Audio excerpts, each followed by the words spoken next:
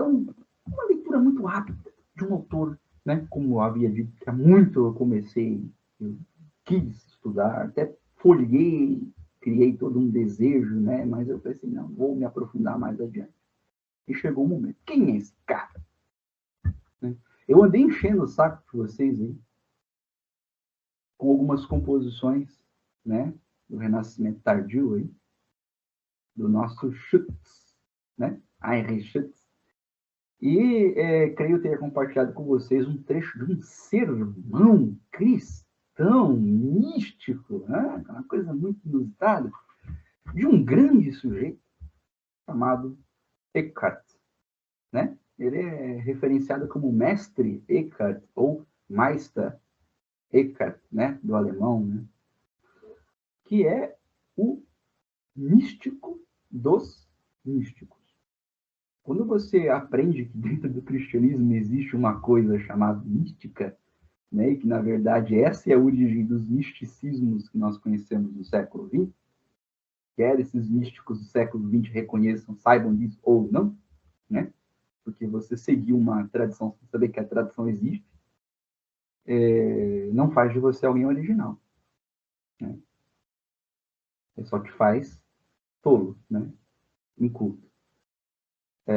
Então, Eckhart é um homem ainda desconhecido pelas bandas de cá e fertilíssimo em meditações. Então, eu tenho os sermões alemães dele, né?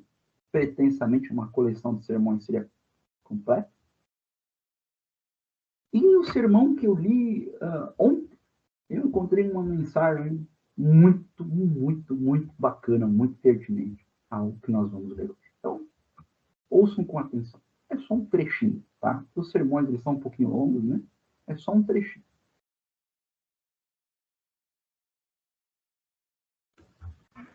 Esse sermão aqui é uma meditação a partir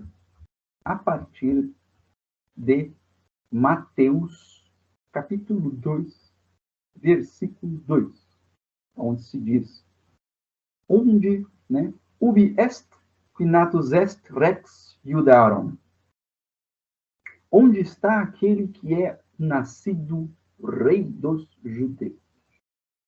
Claro que a questão histórica, exegética, histórica, não importa para uma leitura mística do teor de um mestre Eckhart. É muito distante para assim, e quando ele escreve, você esquece que ele está falando da Bíblia, ou você esquece que ele está falando do cristianismo, tudo é muito tão distante a leitura dele daquilo que nós concebemos quando lemos o Evangelho, por exemplo, ou quando ouvimos um sermão católico na missa, na igreja, ou um texto exegético, qualquer. Né? Então, ele vai fazer uma meditação a partir desse trecho aqui. Onde está aquele que é nascido, ele vai falar sobre um nascimento dentro do que ele chama de chão da alma, fundo da alma, em cada um dos homens. Então, qual é o trecho? Escutem só. Por isso, um mestre disse, para realizar uma ação interior, o homem deve se concentrar com todas as suas forças em um canto da alma, onde, ocultando-se de todas as imagens e formas, ele possa trabalhar. Fecha aspas. Este é o lugar onde se deve chegar a um autoesquecimento, a um não saber. Quem aqui já leu alguma coisa de budismo ou hinduísmo já está vendo a relação. Deve haver uma calma e um silêncio para que esta palavra, com P maiúsculo, possa ser ouvida. Ouvida. Ele não pode servir a esta palavra melhor do que na calma e no silêncio.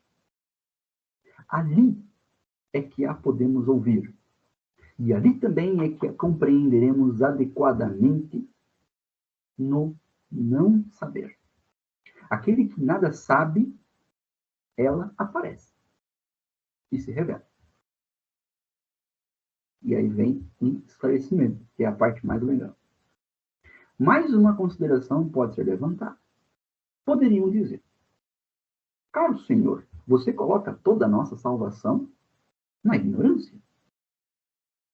Isso me parece uma coisa errada. Deus fez o homem para que este conhecesse. Como dizia o profeta, Senhor, faça-os conhecer. Onde existe a ignorância, existe algo a ser corrigido. Algo que não está correto. E o homem fica embrutecido, um macaco, um tolo, e assim estará enquanto ignorante for. Então, o nosso autor imagina aqui uma réplica quanto à sua exortação ao não saber, que é equivalente a um ignorar, coisas, um saber sobre o mundo, sobre a natureza, sobre os elementos, né? Sobre cultura. Não saber é melhor do que o saber, para ouvir a palavra mística do Senhor no canto da alma, em silêncio e contração. Isso é estranho. Quando eu li, eu fiz a mesma crítica silenciosamente. Um elogio ao não saber, é típico de um místico, né? Mas aí ele esclarece essa réplica. E é que é a parte interessante. Então, e nós pensamos assim, bom, quanto mais ignorante, mais embrutecida a pessoa fica, né? Nós precisamos de conhecimento. Sim, mas ocorre que aqui nós devemos chegar a um conhecimento transformado. Este não saber não provém da ignorância. Muito pelo contrário. É do saber que devemos extrair este não saber. Meu Deus, piorou. É deste saber que devemos extrair este não saber. Se assim fizermos, conheceremos com o conhecimento divino. E nosso não saber se enobrecerá e ficará adornado com um conhecimento sobrenatural. É através de nossa passividade nesse ponto que ficaremos mais perfeitos do que ficaríamos se ativos estivéssemos. Por isso mesmo, um certo mestre declarou que a audição é mais nobre do que a visão. Pois nós absorvemos mais sabedoria ouvindo do que vendo. E através disto vivemos tanto mais sabiamente. Havia um mestre pagão que estava às portas da morte. Seus discípulos debatiam diante dele sobre alguma arte requintada. Falecendo como estava, ele ergueu a cabeça para ouvir, dizendo: como gostaria de me inteirar deste tipo de arte agora, para que nela pudesse sempre me regozijar. Ouvir conduz para o lado de dentro, mas a visão extroverte, te lança para a visão para fora, para o lado de fora. E é por essa sua própria natureza que a visão provoca isso. Logo, na vida eterna, muito mais nos alegraremos pela força da audição do que por aquela da visão. Pois o ato de ouvir a palavra eterna está dentro de mim, mas o ato de ver sai de mim. Ouvindo, eu me quedo passivo, enquanto que vendo, eu estou ativo. Termino por aqui. Olha que interessante.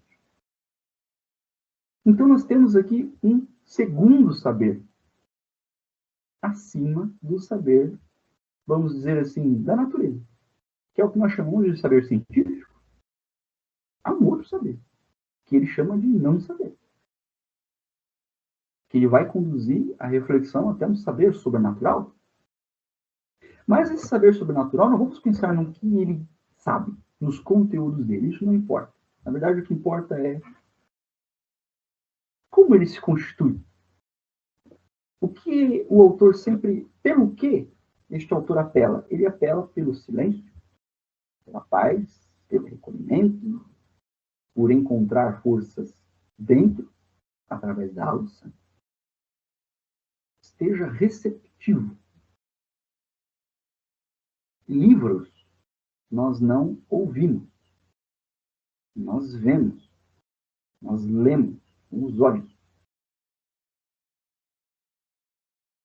Um conselho, ou uma ideia, uma reflexão, uma descoberta, vem pelos ouvidos. Nem que seja um ouvido interno, em silêncio. Você não está vendo nada, mas algo surge em você, porque você está passivo, você está receptivo a este surgir, este eclodir de algo. Da onde vem esse algo? Aí entra a ideia do sobrenatural, né? Que faz muito sentido com um autor do século XIII. 14, 13, como é o caso do nosso autor aqui, né? Medieval.